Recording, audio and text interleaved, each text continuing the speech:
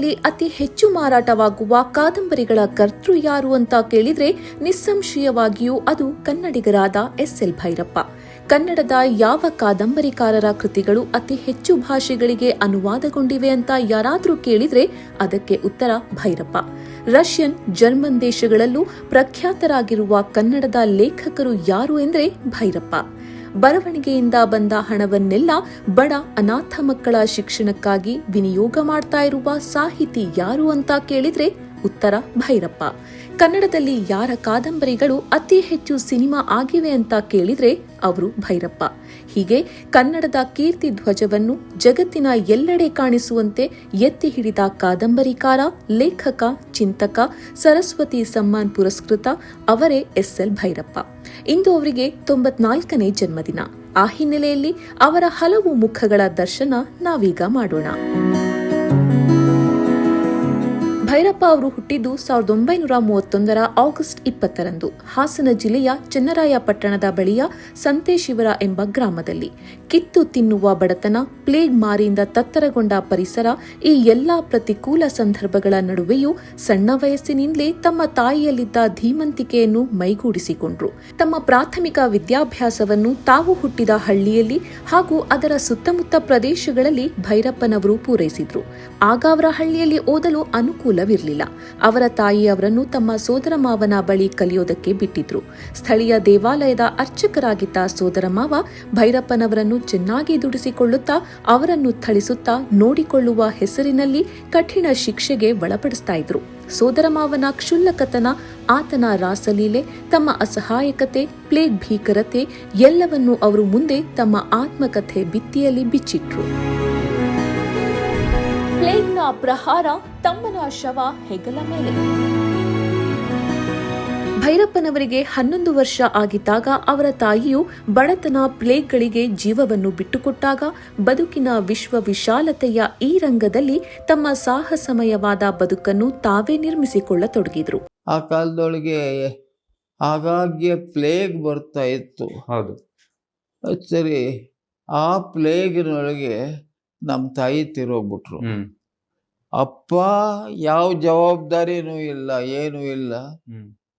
ಅಮ್ಮ ತಾಯಿ ತಿರೋಗ್ಬಿಟ್ಲು. ನನ್ನ ಗತಿ ಏನಾಗಬೇಕು? ಆವಾಗ ನಾನು ಹೋದರೆ ಆದರೂ ಹೋದೆ. ನನಗೆ ತಾಯಿ ಸತ್ತ ದುಃಖ ಇತ್ತು. ಹೋಗಿ ಮಲ್ಕೊಂಡೆ.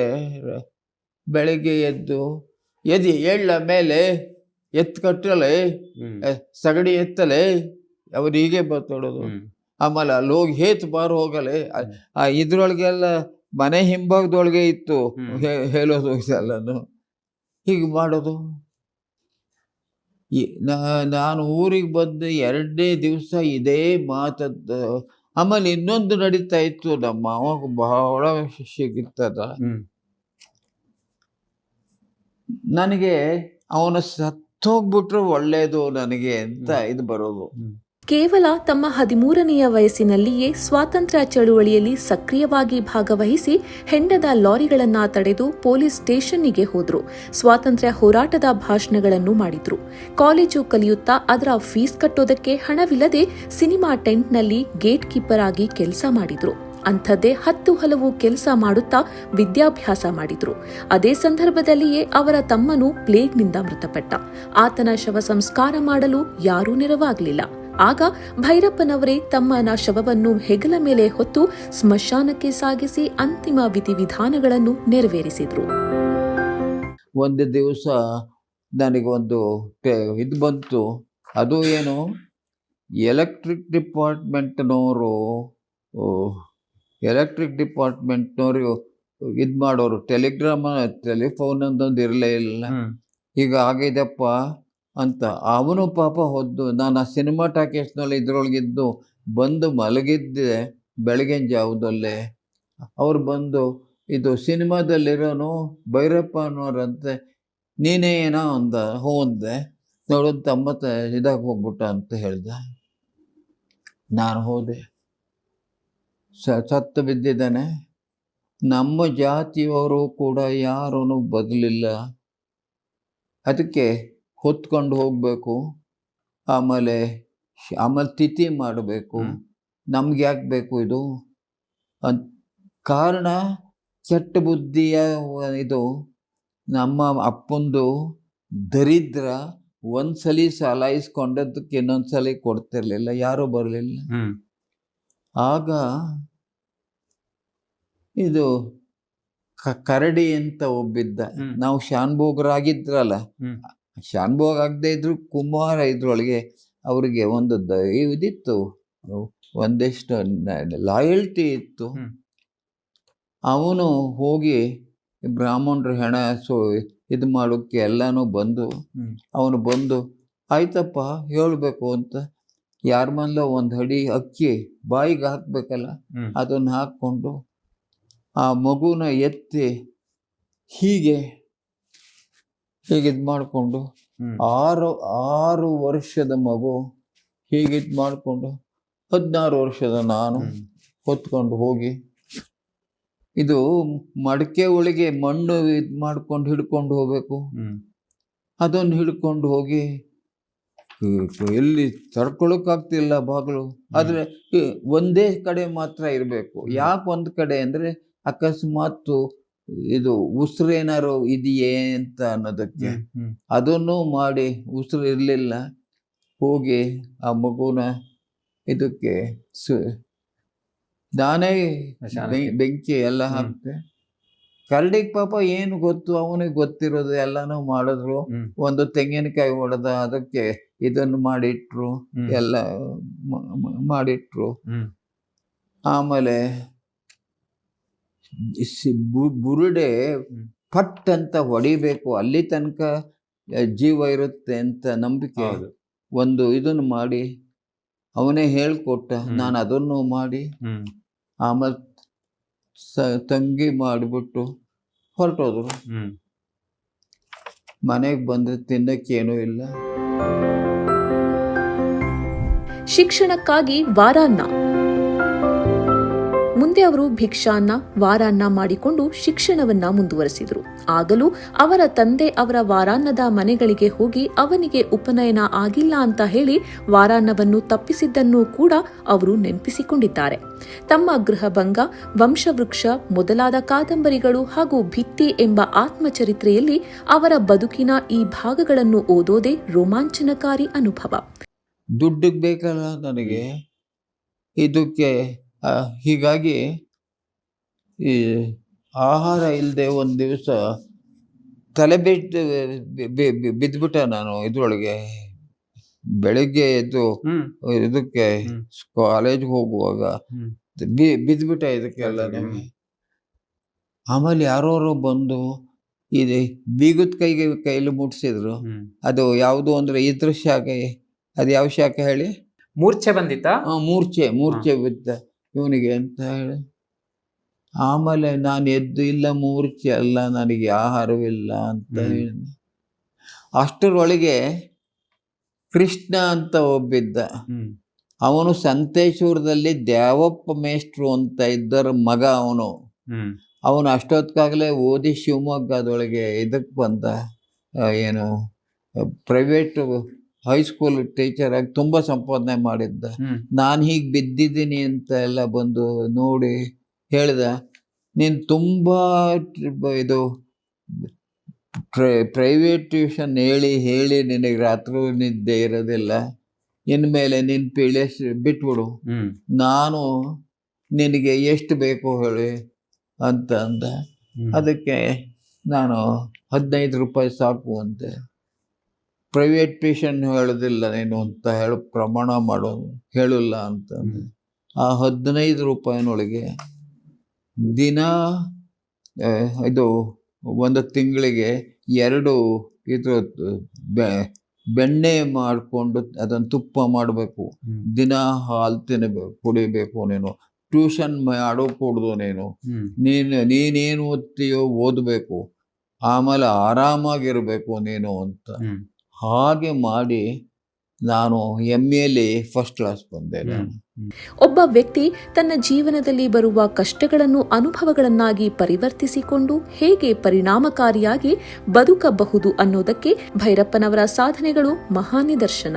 ಮುಂದೆ ಮೈಸೂರಿನಲ್ಲಿ ಹಲವು ಹಾಸ್ಟೆಲ್ಗಳು ಮತ್ತು ಅಂದಿನ ಕೆಲವೊಂದು ಸಜ್ಜನರ ಕೃಪೆಗಳಲ್ಲಿ ಬದುಕು ಸಾಗಿಸಿದ ಎಸ್ಎಲ್ ಭೈರಪ್ಪನವರು ಮೈಸೂರಿನ ಶಾರದಾ ವಿಲಾಸ ಪ್ರೌಢಶಾಲೆಯಲ್ಲಿ ಓದಿದ ಮೇಲೆ ಮಹಾರಾಜ ಕಾಲೇಜಿನ ವಿದ್ಯಾರ್ಥಿಯಾಗಿ 1957ರಲ್ಲಿ BA ಆನರ್ಸ್ ಪದವಿಯನ್ನ ಗಳಿಸಿದರು.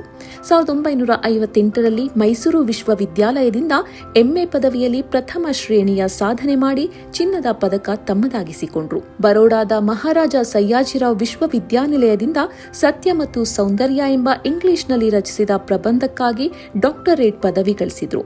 MA ವಿದ್ಯಾಭ್ಯಾಸದ ನಂತರ ಹುಬ್ಬಳ್ಳಿಯ ಕಾಡಸಿದ್ದೇಶ್ವರ ಕಾಲೇಜಿನಲ್ಲಿ ತರ್ಕಶಾಸ್ತ್ರ ಮತ್ತು ಮನಃಶಾಸ್ತ್ರದ ಅಧ್ಯಾಪಕರಾಗಿ ಅನಂತರ 1960ರಿಂದ 1966ರವರೆಗೆ ಗುಜರಾತಿನ ಸರ್ದಾರ್ ಪಟೇಲ್ ವಿಶ್ವವಿದ್ಯಾನಿಲಯದಲ್ಲಿ ತತ್ವಶಾಸ್ತ್ರದ ಉಪನ್ಯಾಸಕರಾಗಿ ಸೇವೆ ಸಲ್ಲಿಸಿದರು. 1967ರಿಂದ 1971ರವರೆಗೆ ದೆಹಲಿಯ ರಾಷ್ಟ್ರೀಯ ಶಿಕ್ಷಣ ಮತ್ತು ತರಬೇತಿ ಸಂಸ್ಥೆಯಲ್ಲಿ ಶಿಕ್ಷಣ ಮೀಮಾಂಸಾ ವಿಷಯದಲ್ಲಿ ಉಪಪ್ರಾಧ್ಯಾಪಕರಾಗಿ ಸೇವೆ ಸಲ್ಲಿಸಿದ ನಂತರ ಮೈಸೂರಿನಲ್ಲಿರುವ ಪ್ರಾದೇಶಿಕ ಶಿಕ್ಷಣ ಕಾಲೇಜಿಗೆ ವರ್ಗವಾಗಿ ತತ್ವಶಾಸ್ತ್ರ ಮತ್ತು ಶಿಕ್ಷಣಶಾಸ್ತ್ರದ ಪ್ರಾಧ್ಯಾಪಕರಾಗಿ ಕಾರ್ಯನಿರ್ವಹಿಸಿ 1991ರಲ್ಲಿ ನಿವೃತ್ತರಾದರು. ಹೈಸ್ಕೂಲಿನಲ್ಲಿಯೇ ಸಾಹಿತ್ಯ ಕೃಷಿ. ಭೈರಪ್ಪನವರ ಸಾಹಿತ್ಯ ಸೃಷ್ಟಿಯ ಕಾರ್ಯ ಆರಂಭವಾದದ್ದು ಅವರು ಹೈಸ್ಕೂಲಿನಲ್ಲಿದ್ದಾಗ. ಹಾಸ್ಟೆಲ್ ಮ್ಯಾಗಜಿನ್ಗೆ ಕೆಲವು ಕಥೆಗಳನ್ನ ಬರೆದರು.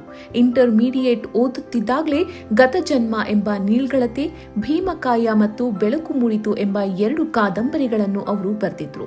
ಇವುಗಳಲ್ಲಿ ಅನಕ್ರು ಅವರ ಪ್ರಭಾವವಿತ್ತು ಅಂತ ಭೈರಪ್ಪನವರೇ ಹೇಳ್ತಾರೆ. ಜನ್ಮಭೂಮಿಗೆ ನಾನು ಏನೇನು ಮಾಡಿದ್ದೀನಿ ಅನ್ನೋದೆಲ್ಲ ನಿಮಗೆಲ್ಲ ಗೊತ್ತಿದೆ. ಇದಕ್ಕೆ ನೀರು ಇದಕ್ಕೆ ಬರೋಕ್ಕೆ ಎಷ್ಟು ವರ್ಷ ಇದು ಮಾಡಿದ್ದೇನೆ, ಯಾರ್ಯಾರು ಸಹಾಯ ಮಾಡಿದ್ದೇನೆ, ಅದು ಮಾಡೋಕ್ಕೆ ಶುರು ಮಾಡಿದ ಮೇಲೆ ಎಷ್ಟೋ ವರ್ಷ ಕಳೆದ ಮೇಲೆ ಆಮೇಲೆ 4 ವರ್ಷದ ಕಾಲ ಯಾರ್ಯಾರನ್ನ ಹಿಡಿದು ಎಷ್ಟೋ ಸಹಾಯ ಮಾಡಿದ್ದಾರೆ. ಇನ್ನೂ ಎಷ್ಟೋ ಜನ ಸಹಾಯ ಮಾಡಿದ್ದಾರೆ. ನಮ್ಮ ಮುಖ್ಯಮಂತ್ರಿಗಳನ್ನು ಭೇಟಿ ಮಾಡಿದ್ರು. ಇವರು ಮೊಟ್ಟಮೊದಲು ಇವ್ರು ಯಾರು ಇದು ಮಾಡಿದವರು, ಮೊಟ್ಟಮೊದಲು ಯಡಿಯೂರಪ್ಪನವ್ರು ಮಾಡಿದ್ರು. ಯಡಿಯೂರಪ್ಪನವ್ರು ಮಾಡಿದ ಅಪ್ಲಿಕೇಶನ್ ನಾನು ಕೊಟ್ಟೆ ಅವ್ರಿಗೆ. ಇದಕ್ಕೆಲ್ಲ ಅವ್ರು ತಕ್ಷಣ ಮಾಡೋರು. ಅವ್ರು ಬಹಳ ಗಟ್ಟಿಗರು ಇದ್ರೊಳಗೆ. ಅಷ್ಟ್ರೊಳಗೆ ಇದು ಕಾಯಿಲೆ ಬಂದ್ಬಿಡ್ತು, ಕೊರೋನಾ ಬಂತು. ಕಾಯಿಲೆ ಬಂದ್ಬಿಡ್ತು, ಅವ್ರ ಕೈಲಿ ಮಾಡೋಕ್ಕಾಗ್ಲಿಲ್ಲ. ಆಮೇಲೆ ಇವ್ರು ಬಂದರು, ಯಾರು, ಬೊಮ್ಮಾಯಿ. ಆ ಬೊಮ್ಮಾಯಿಗೆ ಪರಿಚಯ ನಂಗಿರಲಿಲ್ಲ. ಆಗ ಇವರು ಈ ಭಟ್ರು ನಾನು ಪರಿಚಯ ಮಾಡ್ಕೊಡ್ತೀನಿ ಬನ್ನಿ ವಿಶ್ವೇಶ್ವರ ಭಟ್ರು ಅಂತ ಅಂದರು. ಆಮೇಲೆ ಹೋಗಿ ಭಟ್ರು ಅವ್ರಿಗೆಲ್ಲ ಪರಿಚಯ ಮಾಡಿಕೊಟ್ರು. ನನ್ನ ಪರಿಚಯ ಮಾಡಿಕೊಡುವಾಗ ಭಟ್ರು ಏನು ಹೇಳಿದ್ರು, ಇವರು ನೋಡಿ 13ನೇ ವಯಸ್ಸಿಗೆ ತಂದೆ ತೀರೋಗ್ಬಿಟ್ಟು, ತಾಯಿ ತೀರೋಗ್ಬಿಟ್ಟು, ಈ ತಂದೆ ಇಂಥವನು ಈ ಮಟ್ಟಕ್ಕೆ ಬಂದರು ಅಂತ ಅಂದ್ರು. ಅವ್ರು ನಂದೆಲ್ಲ ಪುಸ್ತಕಗಳು ಓದಿದ್ದಾರೆ. ಬಂತು ಅಂತಂದ್ರೆ ಅವ್ರಿಗೇನೋ ಬಂದು ಹೀಗೆ ಬಂದು ನೀವು ಹೀಗೆ ಕೂತಿದ್ರು ಭುಜದ ಮೇಲೆ ಹೀಗೆಲ್ಲ ಮಾಡಿಕೊಂಡು ಇದ್ರೊಳಗೆ ಹೀಗೆ ಬಂದ್ರೇನಪ್ಪ ನೀನು ಅಂತ ಕಣ್ಣಲ್ಲಿ ನೀರು ಹಾಕ್ಬಿಟ್ರು. ಅವ್ರ ಸ್ವಭಾವದುವೆ ಅಂತಂದ್ರು. ಅವ್ರ ಕಾಲದೊಳಗೆ ಇದು ನನಗೆ ಹಣದ ಮೇಲೆ ಆಸೆ ಇಲ್ಲ. ಚಿಕ್ಕ ವಯಸ್ಸಲ್ಲಿತ್ತು, ತಿನ್ನೋಕ್ಕಿಲ್ದೆ ಇರುವಂಥ ಕಾಲದೊಳಗೆ ಕ್ರಮೇಣ ಬಂತು ನನಗೆ. ಈಗ ನನಗೆ ಹಣದ ಮೇಲೆ ಖಂಡಿತವಾಗಿಯೂ ಆಸೆ ಇಲ್ಲ. ಇರುವುದನ್ನ ದಾನ ಮಾಡಿ ಒಂದು ದಿವಸ ಹೊರಟೋದು ಪಾಪ ಪ್ರಾಣ ನನಗೆ ನಂಬಿಕೆನೇ ಇಲ್ಲ. 1961ರಲ್ಲಿ ಪ್ರಕಟವಾದ ಧರ್ಮಶ್ರೀಯನ್ನು ತಮ್ಮ ಮೊದಲ ಕಾದಂಬರಿ ಎನ್ನುತ್ತಾರೆ ಅವರು. ಬದುಕು ಮತ್ತು ಅನುಭವಗಳ ಸಂಕೀರ್ಣತೆಯನ್ನು ಗ್ರಹಿಸಲು ಮತ್ತು ಸೃಜನಾತ್ಮಕವಾಗಿ ಅಭಿವ್ಯಕ್ತಪಡಿಸಲು ಸಾಹಿತ್ಯ ಪ್ರಕಾರಗಳಲ್ಲೆಲ್ಲ ಕಾದಂಬರಿ ಉಪಯುಕ್ತ ಮಾಧ್ಯಮ ಅಂತ ಭಾವಿಸುವ ಭೈರಪ್ಪನವರು ಧರ್ಮಶ್ರೀಯಿಂದ ಆರಂಭಿಸಿ ಉತ್ತರಕಾಂಡವರೆಗೆ 23 ಮಹತ್ವಪೂರ್ಣ ಕಾದಂಬರಿಗಳನ್ನು ಬರೆದಿದ್ದಾರೆ. ಧರ್ಮಶ್ರೀ ದೂರ ಸರಿದರು, ಮತದಾನ, ವಂಶವೃಕ್ಷ, ಜಲಪಾತ, ನಾಯಿ ನೆರಳು, ತಬ್ಬಲಿಯು ನೀನಾದೆ ಮಗನೆ, ಗೃಹಭಂಗ, ನಿರಾಕರಣ, ಗ್ರಹಣ, ದಾಟು, ಅನ್ವೇಷಣ, ಪರ್ವ, ನೆಲೆ, ಸಾಕ್ಷಿ, ಅಂಚು, ತಂತು, ಸಾರ್ಥ, ಮಂದ್ರ, ಆವರಣ, ಕವಲು, ಯಾನ, ಉತ್ತರಾಖಂಡ ಇವು ಡಾಕ್ಟರ್ ಎಸ್.ಎಲ್. ಭೈರಪ್ಪನವರ ಇದುವರೆಗಿನ ಪ್ರಕಟಿತ ಕಾದಂಬರಿಗಳು. ಭೈರಪ್ಪನವರ ಬಹುತೇಕ ಕೃತಿಗಳು ಇತರ ಭಾಷೆಗಳಿಗೆ ಅನುವಾದಗೊಂಡು ಎಲ್ಲೆಡೆ ಅಪಾರ ಮೆಚ್ಚುಗೆಗೆ ಪಾತ್ರವಾಗಿದೆ. ಮರಾಠಿಯಂತಹ ಹಲವು ಭಾಷಿಗರಂತೂ ಭೈರಪ್ಪನವರನ್ನು ತಮ್ಮ ಭಾಷೆಯ ಶ್ರೇಷ್ಠ ಕೃತಿಗಾರರಂತೆಯೇ ಅಭಿಮಾನಿಸುತ್ತಾರೆ. ಭೈರಪ್ಪನವರ ಕಾದಂಬರಿಗಳಾದ ವಂಶವೃಕ್ಷ, ತಬ್ಬಲಿಯು ನೀನಾದೆ ಮಗನೇ, ನಾಯಿ ನೆರಳು, ಮತದಾನ ಕೃತಿಗಳು ಚಲನಚಿತ್ರಗಳಾಗಿ ಸಹ ರಾಷ್ಟ್ರಮಟ್ಟದಲ್ಲಿ ಪ್ರಶಸ್ತಿ ಗಳಿಸಿ ಜನಪ್ರಿಯಗೊಂಡಿವೆ. ಗೃಹಭಂಗ ದೂರದರ್ಶನದಲ್ಲಿ ಧಾರಾವಾಹಿಯಾಗಿಯೂ ಮೂಡಿಬಂದು ಎಲ್ಲಾ ಸಹೃದಯರ ಹೃದಯದಲ್ಲಿ ನೆಲೆ ನಿಂತಿದೆ. ಬರೆದಿದ್ದು ಕಾದಂಬರಿ ಮಾತ್ರವಲ್ಲ. Doctor SL. ಭೈರಪ್ಪನವರು ಕನ್ನಡದಲ್ಲಿ ಇತರ ಗ್ರಂಥಗಳನ್ನು ಬರೆದಿದ್ದಾರೆ. ಸಾಹಿತ್ಯ ಮೀಮಾಂಸೆಗೆ ಸೇರಿದ ಸಾಹಿತ್ಯ ಮತ್ತು ಪ್ರತೀಕ, ಕಥೆ ಮತ್ತು ಕಥಾವಸ್ತು, ನಾನೇಕೆ ಬರೆಯುತ್ತೇನೆ ಎಂಬ ಬೇರೆ ಬೇರೆ ಸಂದರ್ಭಗಳಲ್ಲಿ ಬರೆದ ಲೇಖನಗಳ ಸಂಗ್ರಹ, ಪ್ರೌಢ ಪ್ರಬಂಧವಾದ ಸೌಂದರ್ಯ ಮತ್ತು ಮೀಮಾಂಸೆಗೆ ಸಂಬಂಧಿಸಿದಂತಹ ಸತ್ಯ ಮತ್ತು ಸೌಂದರ್ಯ ಕೃತಿ, ಆತ್ಮವೃತ್ತಾಂತವಾದ ಭಿತ್ತಿ, ಬಹಳಷ್ಟು ಸಂಶೋಧನಾ ಲೇಖನಗಳನ್ನು ಭೈರಪ್ಪನವರು ಬರೆದಿರೋದು ಅಲ್ಲದೆ ವಿದ್ಯಾಭ್ಯಾಸದಲ್ಲಿ ಸಮಾನಾವಕಾಶ, ಭಾರತೀಯ ಶಿಕ್ಷಣದಲ್ಲಿ ಮೌಲ್ಯಗಳ ಸ್ಥಾನ ಮತ್ತು ವ್ಯಕ್ತಿತ್ವ, ಚಾರಿತ್ರಿಕ ವಿಕಾಸದಲ್ಲಿ ತತ್ವಶಾಸ್ತ್ರ ಎಂಬ ಗ್ರಂಥಗಳನ್ನು ರಚಿಸಿದ್ದಾರೆ. ಸಾಕ್ಷಿಭಾವ ಅನ್ನೋದು ಭೈರಪ್ಪನವರು ಅಂಕಣಗಳಲ್ಲಿ ಮೂಡಿಸಿದ ನಮ್ಮ ಕಾಲದ ರಾಜಕೀಯ, ಆರ್ಥಿಕ, ಸಾಮಾಜಿಕ, ಚಾರಿತ್ರಿಕ ಚಿಂತನೆಗಳು. ಪ್ರತಿಷ್ಠಿತ ಪ್ರಶಸ್ತಿಗಳ ಗೌರವ. ಇಂಥ ಮಹಾನ್ ಲೇಖಕನಿಗೆ ಪದ್ಮಶ್ರೀ ಪ್ರಶಸ್ತಿ, ಸರಸ್ವತಿ ಸಮ್ಮಾನ್, ಕೇಂದ್ರ ಅಕಾಡೆಮಿ ಪ್ರಶಸ್ತಿ ಸೇರಿದಂತೆ ಹಲವು ರೀತಿಯ ಮನ್ನಣೆಗಳು ದೊರೆತಿವೆ. ಆದರೆ ಅವರು ಎಲ್ಲಾ ಪ್ರಶಸ್ತಿಗಳಿಗಿಂತ ಮೇಲ್ಮಟ್ಟದಲ್ಲಿದ್ದೇನೆ ಅಂತ ತೋರಿಸಿಕೊಟ್ಟಿದ್ದಾರೆ. ಪ್ರಶಸ್ತಿಗಳು ಕೇವಲ ಒಂದೆರಡು ದಿನದ ಉತ್ಸವಗಳು. ಆದರೆ ಓದುಗರ ಹೃದಯಾಂತರಗೊಂಡಿರುವ ಮತ್ತೊಬ್ಬ ಬರಹಗಾರರು ಕನ್ನಡದಲ್ಲಿ ಮಾತ್ರವಲ್ಲ, ಭಾರತದಲ್ಲಿ ಬೇರೆಲ್ಲೂ ಇಲ್ಲ. ಭೈರಪ್ಪನವರು ತಮ್ಮ ಪ್ರತಿಯೊಂದು ಕಾದಂಬರಿ ಬರೆಯೋದಕ್ಕೆ ಮಾಡುವ ಪೂರ್ವಭಾವಿ ತಯಾರಿ, ನಡೆಸುವ ಅಧ್ಯಯನ, ವ್ಯಾಪಕ ಸಂಚಾರ, ಕಂಡುಕೊಳ್ಳುವ ಅನುಭವ ಇವೆಲ್ಲವೂ ಬಹಳ ವಿಶಿಷ್ಟವಾದವು. ಮಹಾಭಾರತದ ಬಗೆಗಿನ ಪರ್ವ ಕಾದಂಬರಿ ಬರೆಯುವಾಗ ಹಿಮಾಲಯವನ್ನೂ ಸೇರಿದಂತೆ ಇಡೀ ಭಾರತ ಸಂಚರಿಸಿದ್ದಾರೆ. ಸಂಗೀತದ ಕುರಿತ ಮಂದ್ರ ಕಾದಂಬರಿ ಬರೆಯುವ ಮೊದಲು ಸಂಗೀತದ ಸಾಕಷ್ಟು ಅಭ್ಯಾಸವನ್ನು ಮಾಡಿದ್ರು. ಆವರಣ ಬರೆಯುವ ಮೊದಲು ಮುಸ್ಲಿಮರೊಬ್ಬರ ಮನೆಯಲ್ಲಿ ಕೆಲವು ತಿಂಗಳುಗಳ ಕಾಲ ತಂಗಿ ಅಲ್ಲಿನ ನಡವಳಿಕೆಗಳನ್ನು ಅಭ್ಯಾಸ ಮಾಡಿದ್ರು. ಇನ್ನು ಪ್ರವಾಸಿ ಪ್ರಿಯರಾದ ಅವರು ಅಂಟಾರ್ಕ್ಟಿಕಾ ಪ್ರದೇಶಕ್ಕೂ ಪ್ರವಾಸ ಮಾಡಿ ಬಂದಿದ್ದಾರೆ. ಗೌರವಧನ ದಾನ ಧರ್ಮಕ್ಕೆ ಬಳಕೆ.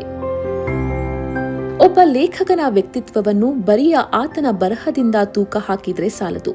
ನಡವಳಿಕೆಯಿಂದಲೂ ನೋಡಬೇಕು ಅಂತ ಹೇಳೋದಾದ್ರೆ ಕನ್ನಡದ ಹಲವಾರು ಲೇಖಕರು ಆ ವಿಷಯದಲ್ಲಿ ಸೋಲ್ತಾರೆ. ಆದರೆ ಭೈರಪ್ಪನವರು ಆ ವಿಚಾರದಲ್ಲೂ ಗೆದ್ದು ಎತ್ತರದಲ್ಲಿ ನಿಲ್ತಾರೆ. ಅವರು ತಮ್ಮ ಕಾದಂಬರಿಗಳು, ಪುಸ್ತಕಗಳಿಂದ ಪ್ರತಿ ವರ್ಷ ಸಾಕಷ್ಟು ಹಣವನ್ನು ಗೌರವಧನವಾಗಿ ಪಡಿತಾರೆ. ಅದನ್ನೆಲ್ಲ ತನಗಾಗಿ ಅವರು ಉಪಯೋಗಿಸೋದೇ ಇಲ್ಲ. ಬದಲಾಗಿ ಅದಕ್ಕಾಗಿಯೇ ಒಂದು ಟ್ರಸ್ಟ್ ಅನ್ನು ರಚಿಸಿದ್ದು ಅದರ ಮೂಲಕ ಆ ಹಣವನ್ನು ಬಡ ಪ್ರತಿಭಾವಂತ ವಿದ್ಯಾರ್ಥಿಗಳ ಶಿಕ್ಷಣಕ್ಕಾಗಿ ವಿನಿಯೋಗಿಸುತ್ತಿದ್ದಾರೆ. ತನಗೆ ಬಾಲ್ಯದಲ್ಲಿ ಒದಗಿದ ಕಷ್ಟ ಬೇರೆ ಮಕ್ಕಳಿಗೆ ಬರದಿರಲಿ ಅನ್ನೋದು ಅವರ ಆಶಯ. ಇಂಥ ಉದಾತ್ತ ಆಶಯ ಹಾಗೂ ನಡವಳಿಕೆ ಕನ್ನಡದ ಇತರ ಲೇಖಕರಲ್ಲಿ ಕಾಣಲಾರೆವು. ಹುಟ್ಟೂರಿಗೆ ನೀರು ಪೂರೈಕೆ. ಭೈರಪ್ಪನವರು ಎಂದಿಗೂ ತಮ್ಮ ಸುಖದ ಬಗ್ಗೆ ಯೋಚಿಸಿದವರಲ್ಲ. ಅವರು ಸದಾ ಸಮಾಜದ ಒಳಿತಿಗಾಗಿ ಯೋಚಿಸಿದವರು. ಕೆಲವು ವರ್ಷಗಳ ಹಿಂದೆ ಅವರು ಹಿರಿಯ ಪತ್ರಕರ್ತ, ವಿಶ್ವವಾಣಿ ಪ್ರಧಾನ ಸಂಪಾದಕ ವಿಶ್ವೇಶ್ವರ ಭಟ್ಟರ ಮೂಲಕ ಅಂದಿನ ಮುಖ್ಯಮಂತ್ರಿ ಬಸವರಾಜ ಬೊಮ್ಮಾಯಿ ಅವರನ್ನು ಭೇಟಿ ಮಾಡಿದ್ರು. ತಮ್ಮ ಹುಟ್ಟೂರು ಸಂತೇಶಿವರದಲ್ಲಿನ ನೀರಿನ ಸಮಸ್ಯೆಗೆ ಸಂಬಂಧಿಸಿದಂತೆ ಪರಿಹಾರ ಒದಗಿಸಲು, ನೀರು ಪೂರೈಸಲು ಕೇಳಿಕೊಂಡ್ರು. ಅಲ್ಲಿಂದ ಮುಂದೆ ತಮ್ಮೂರಿನ ಕೆರೆ ತುಂಬುವವರೆಗೂ ಭೈರಪ್ಪನವರು ವಿರಮಿಸಲಿಲ್ಲ. ಇವರ ಮೂಲಕ ಚನ್ನರಾಯಪಟ್ಟಣ ತಾಲೂಕಿನ ಸಂತೇಶಿವರ ಮತ್ತು ಅಗ್ರಹಾರ, ಬೆಳಗುಲಿ ಗ್ರಾಮಗಳ ಕೆರೆ ಕಟ್ಟೆಗಳಿಗೆ ಸರ್ಕಾರದ ವತಿಯಿಂದ ಏತ ನೀರಾವರಿ ಯೋಜನೆಯಡಿ ನೀರು ಪೂರೈಕೆಯಾಯಿತು. 10 ವರ್ಷಗಳಿಂದ ಇದಕ್ಕಾಗಿ ಅವರು ಪ್ರಯತ್ನಿಸಿದ್ರು. ಅವರ ಪ್ರಯತ್ನದ ಫಲವಾಗಿ ಯೋಜನೆ ಸಫಲಗೊಂಡು ಸಂತೇಶಿವರ ಮತ್ತು ಅಗ್ರಹಾರ, ಬೆಳಗುಲಿ ಗ್ರಾಮಗಳ ಕೆರೆ ಕಟ್ಟೆಗಳಿಗೆ ನೀರು ಪೂರೈಕೆಯಾಗಿ ಸುತ್ತಲ 20ಕ್ಕೂ ಹೆಚ್ಚು ಗ್ರಾಮಗಳಲ್ಲಿ ಅಂತರ್ಜಲ ಮಟ್ಟ ಏರಿಕೆಯಿಂದಾಗಿ ಸಾವಿರಾರು ಕೊಳವೆ ಬಾವಿಗಳು ಮರುಪೂರ್ಣಗೊಂಡು ರೈತರಿಗೆ ಖುಷಿ, ನೆಮ್ಮದಿ ದೊರೆಯಿತು. ಇದರಿಂದ ಹರ್ಷಗೊಂಡ ಊರಿನ ಜನ ಭೈರಪ್ಪನವರನ್ನು ದೊಡ್ಡ ಕಾರ್ಯಕ್ರಮ ಮಾಡಿ ಸನ್ಮಾನಿಸಿದ್ರು. ಬಹುಶಃ ತಮ್ಮೂರಿನ ಸಾಮಾನ್ಯ ಜನ ಸಮುದಾಯದಿಂದ ಹೀಗೆ ಮನ್ನಣೆ ಪಡೆದ ಲೇಖಕ ಅಂದ್ರೆ ಅದು ಭೈರಪ್ಪನವರು ಮಾತ್ರವೇ ಇರಬಹುದು. ಇಂಥ ಕನ್ನಡಿಗರ ಕಣ್ಮಣಿ ಭೈರಪ್ಪನವರಿಗೆ 94 ತುಂಬುತ್ತಿದೆ. ಅವರು ನಮ್ಮ ನಡುವೆ ಓಡಾಡಿಕೊಂಡು ನಮ್ಮಲ್ಲಿ ಸ್ಫೂರ್ತಿ ತುಂಬುತ್ತಲೇ ಇರಲಿ. ನಿಮ್ಮ ಕುಟುಂಬಕ್ಕೊಂದು ಪರಿಪೂರ್ಣ ಯೂಟ್ಯೂಬ್ ಚಾನಲ್. ಇಂಟ್ರೆಸ್ಟಿಂಗ್ ಮತ್ತು ಇನ್ಫಾರ್ಮೇಟಿವ್ ವಿಡಿಯೋಗಳನ್ನ ಮಿಸ್ ಮಾಡ್ಕೋಬೇಡಿ. ಈಗಲೇ ಸಬ್ಸ್ಕ್ರೈಬ್ ಮಾಡಿ.